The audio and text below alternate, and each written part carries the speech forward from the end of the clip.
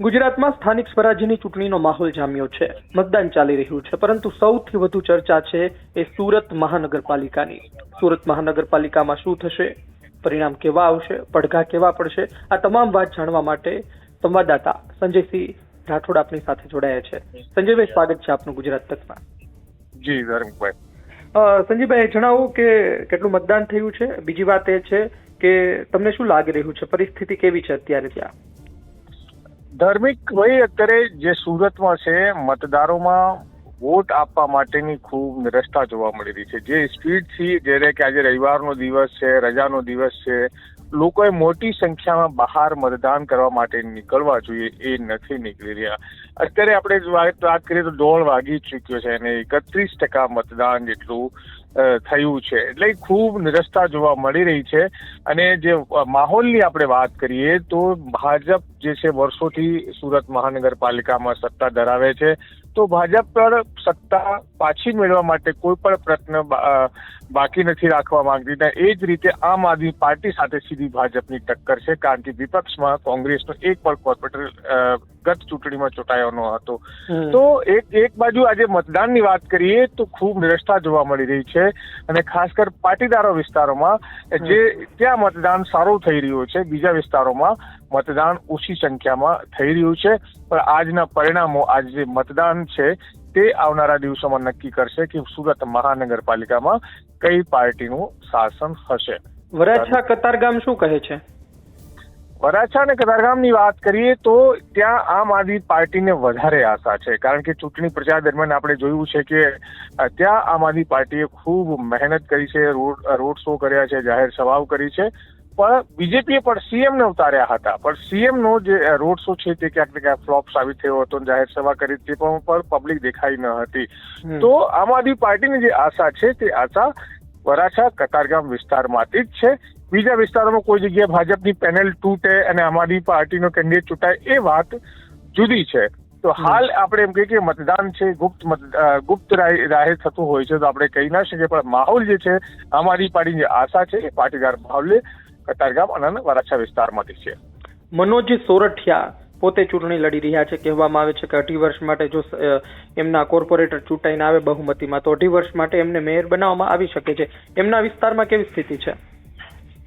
જો તમામ વિસ્તારોની વાત કરીએ, પાટીદાર વિસ્તાર, ખાલી મનોજ સોરઠિયા નહીં, કારણ કે મનોજ સોરઠિયા સિવાય પણ ધર્મેશ ભંડેરી પર ચૂંટણી લડી રહ્યા છે, જે સુરત મહાનગરપાલિકાના આમ આદમી પાર્ટીના અધ્યક્ષ છે. તો અનેક વિસ્તારોમાં જે છે એની સરકાર શું કે એને બહુમત મળશે કે કેમ એ સેકન્ડરી મેટર છે. પહેલા તો બહુમત મળવું જોઈએ મેયર બનવા માટે, અને બહુમત મળે આમ આદમી પાર્ટીને એ કોઈ પણ પ્રકારે દેખાતું નથી. કેમ કે સત્તા મેળવી સુરત મહાનગરપાલિકા પર બીજી કોઈ પાર્ટી શાસન આટલા વર્ષોમાં 30-35 વર્ષમાં નથી થયું, તો અત્યારે શક્ય દેખાતું નથી. પણ બાકી તો મતદારોની આશા અપેક્ષાઓ કે જેમને સત્તામાં લાવવા માંગતા હશે એને લાવશે. પણ જે વાત છે પાટીદારો વિસ્તારની, ત્યાં આમ આદમી પાર્ટીને બળત મળી શકે છે અને નુકસાન પણ થઈ શકે છે. ગઈ ચૂંટણીમાં જે રીતે એને બળત મળી હતી એમાં પણ નુકસાન થઈ શકે છે અને વધી પણ શકે, બંને વસ્તુ થઈ શકે છે. સુરતભાઈ, વર્ષોથી આપ સુરતનું સંજયભાઈ રિપોર્ટિંગ કરી રહ્યા છો, તો એ જણાવો કે જે લોકો ખૂબ મોટી પ્રમાણમાં ભાષણો સાંભળવા આવે છે એ શું મતદાન કરતા હોય છે? કારણ કે આમ આદમી પાર્ટીની સભાઓ તો ખૂબ મોટી થઈ રહી હતી. ગોપાલ ઇટાલિયાને સાંભળવા લોકો આવી રહ્યા હતા, પણ મતદાન કરશે?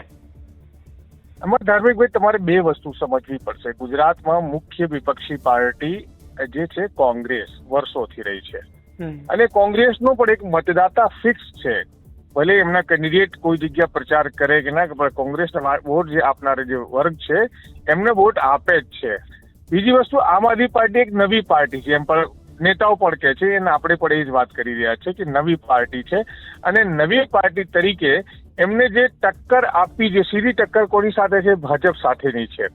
તો ભાજપ સાથેની આ ટક્કરમાં આમ આદમી પાર્ટી કેટલી સફળ થશે એ આપણે કહેવું રહ્યું, કેમ કે પરિણામો બતાવશે. પણ જે માહોલની વાત કરીએ કે ચૂંટણીમાં જે આપણને કોઈ સભા થતી હોય તો આમ આદમી પાર્ટીના ખૂબ સંખ્યામાં ભીડ દેખાતી હોય છે, પણ એ જરૂરી પણ નથી ભીડ ક્યાંક ને ક્યાંક વોર્ડમાં કન્વર્ટ થાય, એ જરૂરી નથી હોતું. તો કારણ કે ભીડ ભેગી કરવી એ અલગ વસ્તુ છે કોઈ પણ પોલિટિકલી પાર્ટી માટે, અને એને મતદાર તમે કન્વર્ટ કરવું એ વસ્તુ અલગ હોય છે. તો આમ આદમી પાર્ટીનો જે માહોલ પ્રચારમાં બન્યો હતો એ વોટિંગમાં દેખાશે કે કેમ એ પણ પરિણામ જ નક્કી કરશે. પણ આપણે જાણીએ જ છીએ કે પોલિટિકલ પાર્ટીઓ કોઈ પણ હોય, આમ આદમી પાર્ટી, ભાજપ, કોંગ્રેસ, જ્યારે કોઈ જાહેર સભા કરવી હોય તો કઈ રીતે એ લોકો ભીડની ભેગી કરતા હોય છે. તો તમામ પોલિટિકલ પાર્ટીઓનો એક જ સ્ટેન્ડ હોય છે કે પબ્લિક વધારે બતાવવાની, અને આમ આદમી પાર્ટીમાં પણ એવું જ છે કે ભાઈ એમને કોઈ જાહેર સભા કરવી હોય તો તમામ વોર્ડમાંથી, તમામ વિસ્તારોમાંથી કાર્યકર્તાઓને બોલાવતા હોય છે. પણ જે ભીડ દેખાય છે એ ખરેખર મતદાન કરશે કે કેમ એ એક સવાલ છે. ત્યાંનું એનાલિસિસ શું ચાલી રહ્યું છે લોકો વચ્ચે, પત્રકારો વચ્ચે, કે ભાઈ આ પરિણામ અંદાજિત હોઈ શકે છે? પોલિટિકલ પાર્ટીની વાત કરીએ તો પહેલા આપણે પોલિટિકલ પાર્ટીની વાત કરીએ. ચૂંટણી એ લોકો લડી રહ્યા છે. ભાજપ કે છે કે ગઈ ચૂંટણીમાં જે આમ આદમી પાર્ટીને ટિકિટ મળી હતી એના કરતા ઓછી ટિકિટો આવશે. આમ આદમી પાર્ટી કરી છે ગઈ ચૂંટણીમાં જે એમને સીટો મળી હતી એના કરતા વધારે સીટો લઈને આવશે. કોંગ્રેસનું ગઈ ચૂંટણીમાં એક પણ કોર્પોરેટ ચૂંટાયો નહોતો, એટલે કોંગ્રેસ પાસે તો કોંગ્રેસ એમની અપેક્ષા નહીં રાખી હશે કે એમને કંઈક આમાં ફાયદો થશે.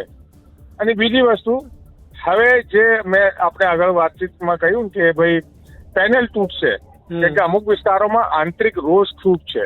ખુદ ભાજપની વાત કરીએ તો કેન્ડિડેટોને લઈને તમામ વોર્ડોમાં આંતરિક જૂથવાદ છે, આંતરિક વિરોધ છે. પાર્ટીના કાર્યકર્તાઓ જે ઉત્સાહથી પ્રચાર કરવો જોઈએ, જે ઉત્સાહથી કામ કરવું જોઈએ એ કર્યું નથી.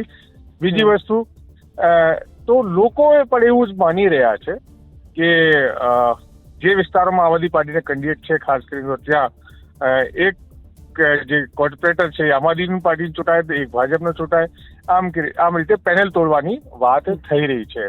તો હવે સાચી વાત કરીએ તો આમ આદમી પાર્ટીનો ફાયદો થશે કે નુકસાન એ આપણે ના કહી શકીએ. ફાયદો પણ થઈ શકે, નુકસાન પણ થઈ શકે. પણ આંતરિક વિદ્રોહ જે છે, વિરોધ છે, એ ભાજપમાં પણ ખૂબ સામે આવી રહ્યો છે. જી ધન્યવાદ, આપે ત્યાંની સ્થિતિ કહી. ખૂબ ખૂબ આભાર.